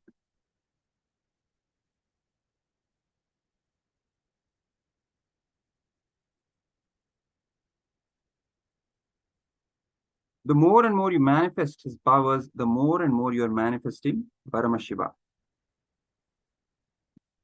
Maturity means being integrated to your will. Maturity is when you become filled with. How many of you have seen it? Raise your hand. Not just one or two. Go to every Indian village, you will see Iyengars and Ayers with huge pot belly, living for 100 years, healthy, without going to any hospital, defying the whole modern medical science.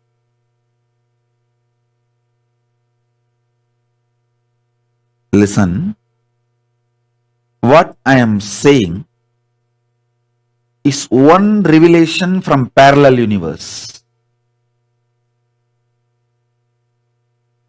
Your brain's ability to play with the number and your mother tongue is the same ability synergetically commanding your internal organs and spontaneously, simultaneously making them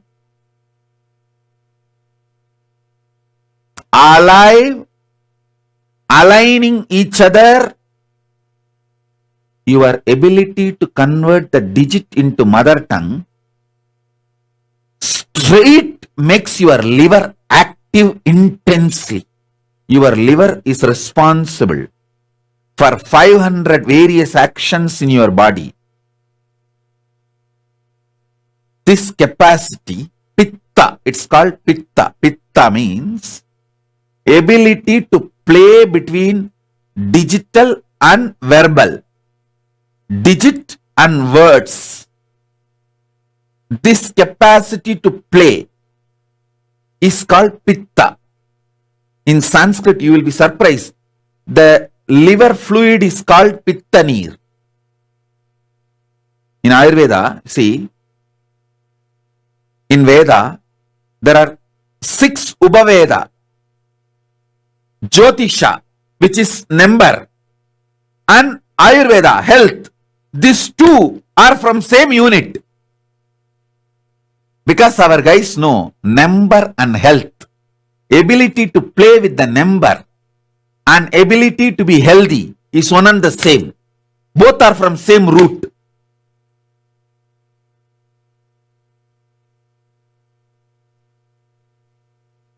If you understand astrology, you will understand health science. If you understand health science, you will understand astrology.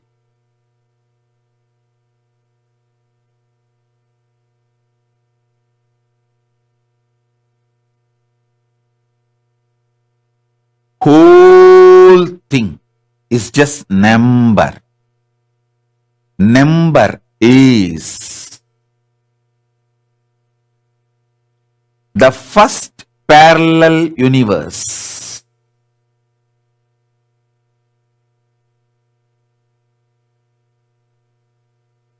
Jyotisha Ayurveda interconnection itself is just number.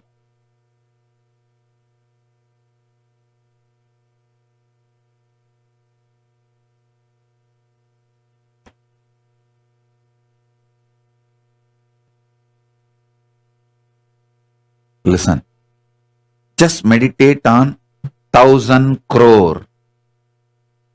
You will become fresh now.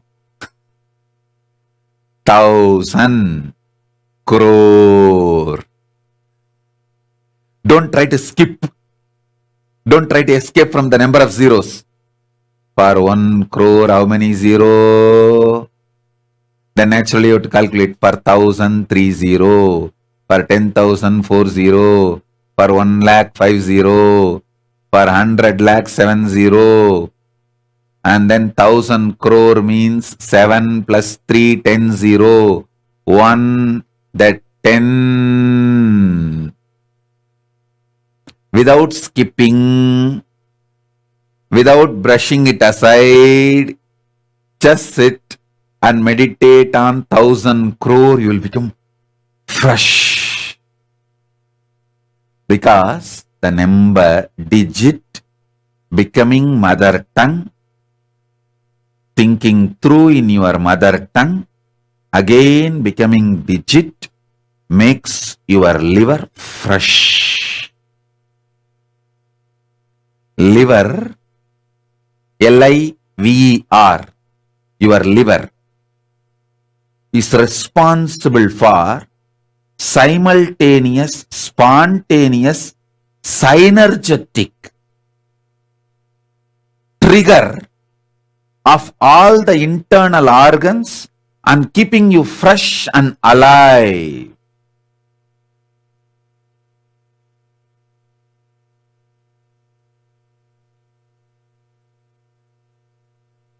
Then just think, crore, crore.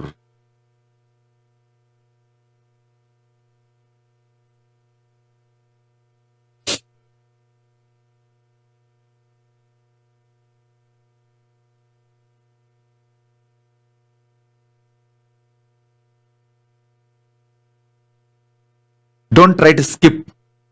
Don't think, what am I going to do? Thinking of crore and crore. Whenever I need to calculate, I will pick up calculator or a cell phone or Apple Watch I have. Array, if you are thinking your Apple Watch is enough for you to calculate numbers, the Apple Watch company fellow will become rich. If you depend on your brain, not only you will become rich, I tell you, listen. If you can handle larger numbers in your head, you will be beautiful.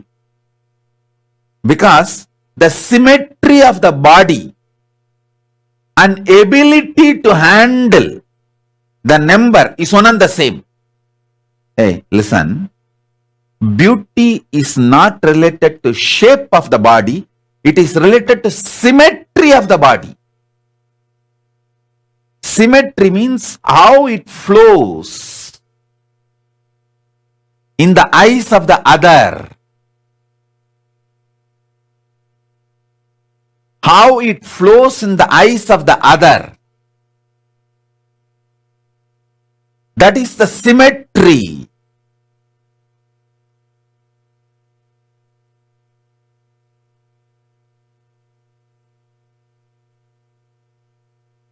Capacity to handle larger numbers makes you beautiful.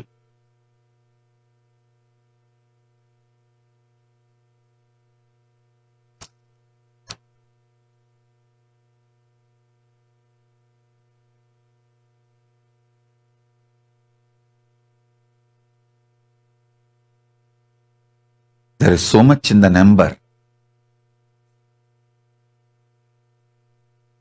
I tell you, number universe is the first parallel universe.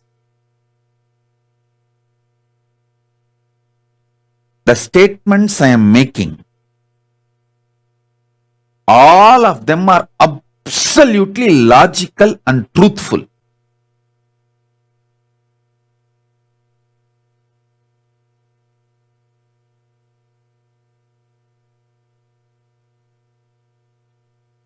If you want to be beautiful, trust your ability to handle, process numbers than beauty parlors. Beauty parlors may make some small changes in you, but the game of playing with numbers internally will make your internal organs alive, fresh. I tell you, if you can play with the numbers inside your brain, it is equivalent to doing 1 hour yoga. 10 minutes without getting tired, without skipping, playing with the numbers in your brain is equivalent to 1 hour yoga. You will trigger all your internal organs to be simultaneously, spontaneously, synergetically activated.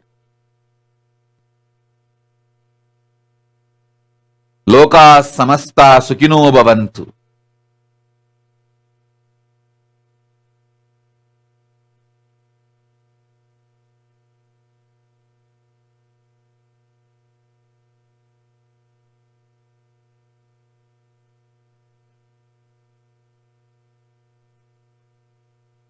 If you trigger your brain, listen, brain is number, throat is mother tongue. If you sync both and trigger them, that will straight trigger the liver and make the liver work synergetically, spontaneously, simultaneously, and balance your whole internal organs, body, make you best, healthy and beautiful. Alison Asami is asking, are there any books you recommend on the topic? There are no books available. It's all my revelations directly from Vedas and Upavedas.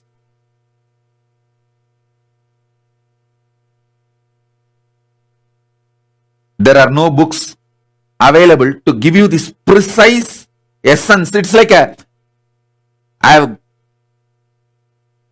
understood and grounded. You see, it's like a 10-ton sugar can. I crushed, took the essence, made it into sugar and just feeding into you. I grasped the whole Vedas and Upanishads and Upavedas.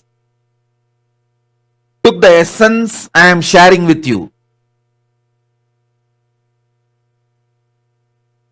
The foundation, fundamental principle I am trying to establish now is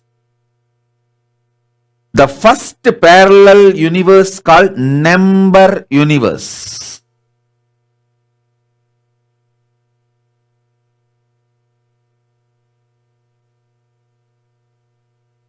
Number universe.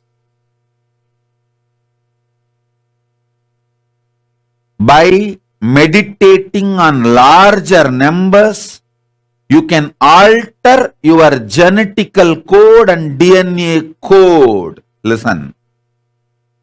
Listen. I want you to know, this is not for pride I am telling you the truth. See, the mitochondria cell energy. All of you know that mitochondria cell energy, which can be studied and clearly understood. Number. The medical science can tell you the mitochondria cell energy of each one of you. If you just do some blood test, it will reveal. We did a lot of researches. People had 600 times their mitochondria cell energy go up after my initiation during the inner awakening. We have studied and we have the papers, double-blind study. We can share it with you all. And that same doctor did mitochondria cell energy number of mine, which was 40,000 times more than any normal human being recorded till now. The human beings, mitochondria cell energy, largest number recorded as on now. Mine was 40,000 times more, not 40,000 percentage, 40,000 times more. It is just if you meditate on larger number, your mitochondria cell energy just shoots up. and mitochondria cell energy shooting up makes your body healthy, energetic, alive, fresh, and heals it completely.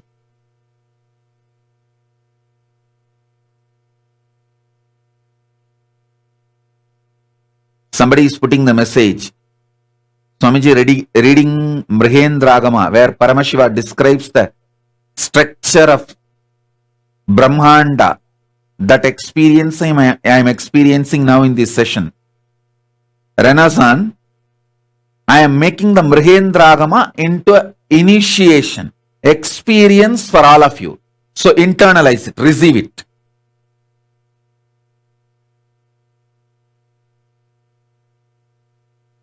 You may think, how? If my brain thinks about number, my mitochondria cell energy will go up. It will. It will. And next, listen to this next. Not only if you think about larger numbers and internalize them, your mitochondria cell energy will go up. Even if you are touched by somebody who thinks large numbers in his brain, his mitochondria cell energy will be transmitted to you and your energy will go up.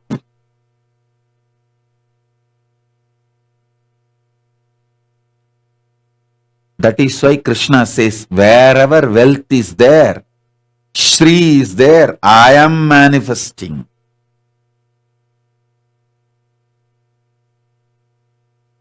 Wherever wealth is there, I am manifesting.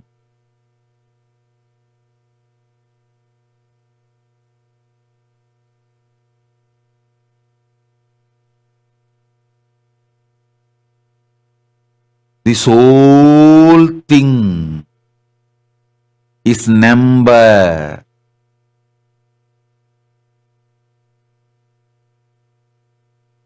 Brain grasping the digit, converting it into your mother tongue, a natural flow.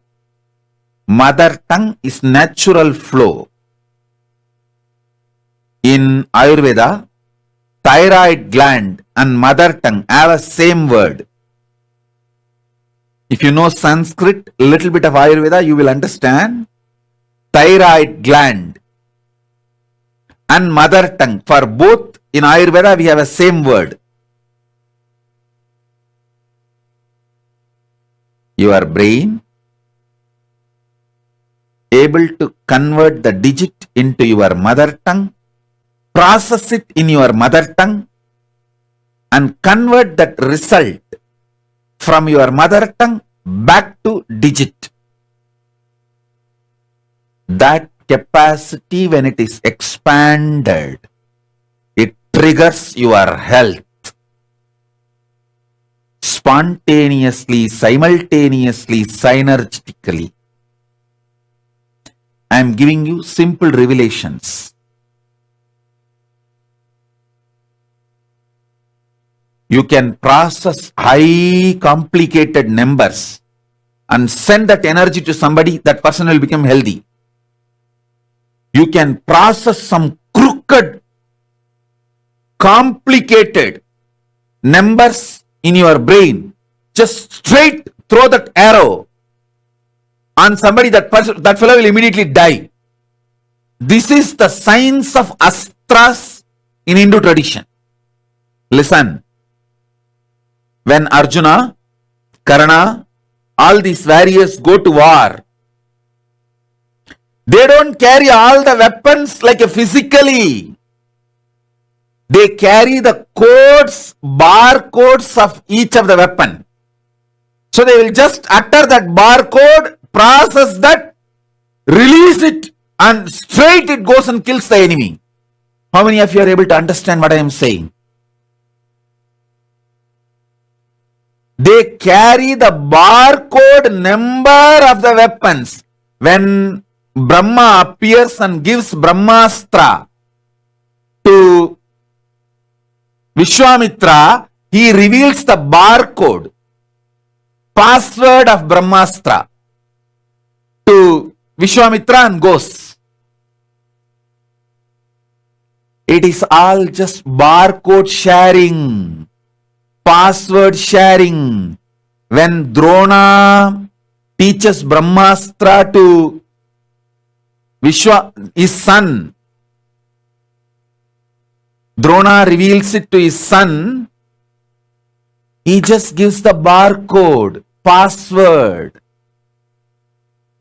It's like how the Indian politicians, they save all their money and put it in the Swiss bank, and that bank account number only they know. When they are about to die, they will tell that number secretly to his son and die.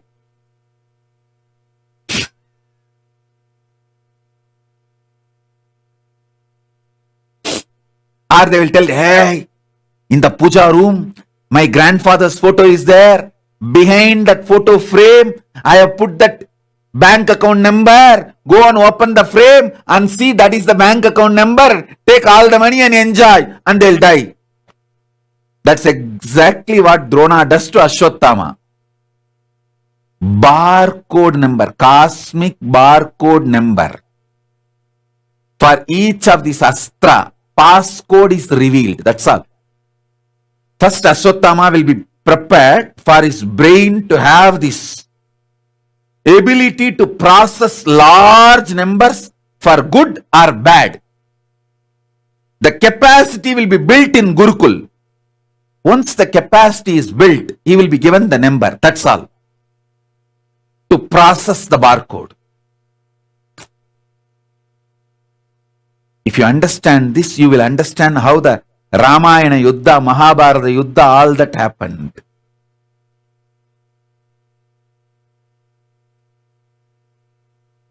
I can just process a number in my system and send it to you and make you healthy. Manifest enlightenment. Raise your consciousness to the higher level.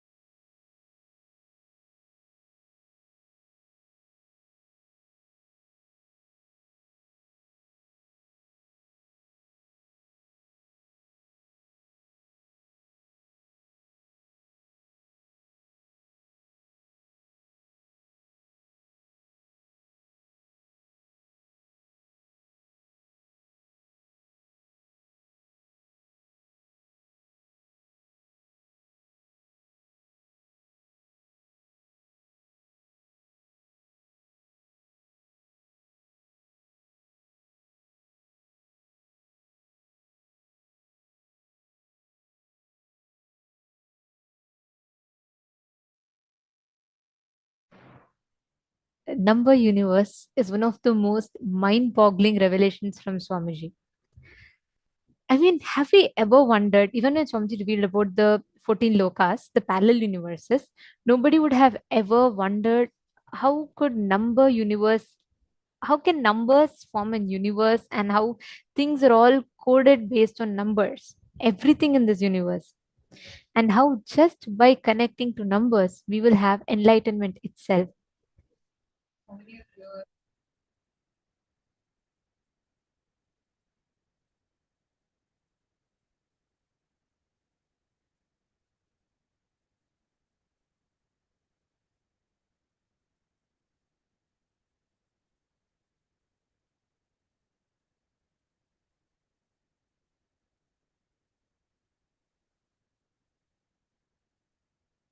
All of us are getting to enjoy. So it's exclusive. That's why Marupaksha, this link is not available anywhere else. Right.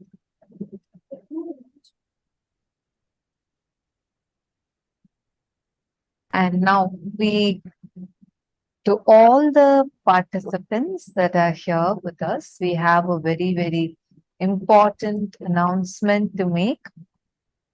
We request all the participants to intensely listen. This is a very important announcement that we are going to be.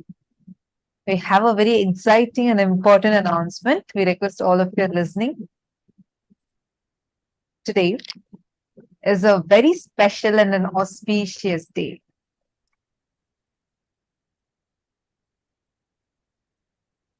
Today is a very, very, very special and a very auspicious day. We have an important announcement to make for all of you. I hope the exciting, historic, sacred news about the KAILASA's Sri Nithyananda Janma Bhumi, the very place where the Supreme Pontiff of Hinduism has stayed in one place for the longest in his advent on this planet Earth, is this place, the very home where the avatar spent his childhood in, has officially become part of KAILASA. So I know this news has been there for the last few days. It's been very exciting and going viral amongst the devotees, especially who are celebrating this beautiful, historic, sacred happening. And as we rejoice and celebrate this auspicious moment, this is something really near and dear for all of us. We also have a very important and an exciting news for all of you. The pre-inauguration rituals, which takes almost 5 days. Pre-inauguration rituals are going to be commencing from today, and the Prana Pratishta, which is breathing life into the deity of the Supreme Pontiff of Hinduism, is also going to be happening today. This is actually a 5-day ritual. So it's a very, very, very special one. And today, Swamiji himself is going to be gracing and blessing all of us on this auspicious, sacred moment, where all of us are warmly welcomed to be a part of this auspicious ritual that's going to be happening today. This is going to be starting from, the darshan is therefore going to be starting from 9 p.m. Eastern Standard Time, New York time. And this is with the fallback included. So it's 9 p.m. Eastern Standard Time. The darshan is going to be starting at that time, followed by the pre-inauguration rituals and the Prana Pratishta of Swamiji's deity in the sacred land of Kailasa's Sri Nithyananda Janma Bhumi. Very, very important historic occasion for every one of us around the world. This moment marks an important day in the history of not just Kailasa, but for all of the Hindus. We now have, in addition to all the existing glorious Tirtha Stalas, Kshetras, we now have the Nithyananda Janma Bhoomi as one of the most important kshetras, which for till the end of time is going to remain radiating the energy of the descent of the avatar. On this day, we are going to be beginning the pre-inauguration rituals. And this is a 3-day ritual process that will be happening. And we will be having the darshan at 9 p.m. Eastern Standard Time, which will lead up to the pre-inauguration rituals.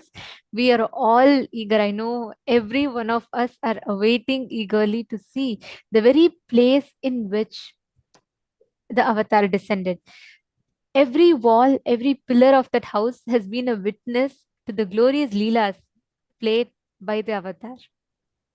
How many of you have listened to the leelas of how when Swamiji was very, very young, a small child was just learning to crawl. And Swamiji's grandmother showed him a big box of shiny gold jewels, silver jewels, filled with shiny, shiny jewels, and kept it in front of the child. But Swamiji, as a young baby, crawled and removed all those jewels away, put his hand inside the box, pulled out a Rudraksha and held it with him. We still had that Rudraksha till date. And till before this, we all only had the Rudraksha with us. And today, we are going to be, and from the time the KAILASA's Sri Nithyananda Janma Bhoomi became part of KAILASA, we are also now having the very place where this Leela happened. Whether the footprints of Swamiji's pet, which is there in the house, or the walls that witness the avatar in his childhood phase, playing all the amazing Leelas that he did, the doors, the very floor, everything still remains to this day and as a kshetra for all of us to worship. This inauguration is going to be happening very soon. And today, the pre-inauguration rituals, which is a 5-day ritual, is going to be commencing with the Prana Pratishta of the Supreme Pontiff of Hinduism's deity. That's going to be happening today. And all the participants that are sitting with us here, every single day, we're all going to be learning a lot about this because there's so much to talk. Like not just every person of Tiruvannamalai, even every stone and every grass, every plant in Tiruvannamalai has something to tell about Swamiji. Because every single stone, every single grass has been a witness to the Leelas that Swamiji has played. That is the earth upon which Paramashiva descended. Thousands of years ago, he assumed his form there. And in his latest incarnation, in his Paramavatara, as the Supreme Pontiff of Hinduism, he chose to descend there. To all the participants that are sitting here with us, this is going to be a very, very special occasion. All the Paramashivoham level 1, level 2 and level 3 participants, please invite your friends and family members to join us in for the darshan. The darshan will be starting at 9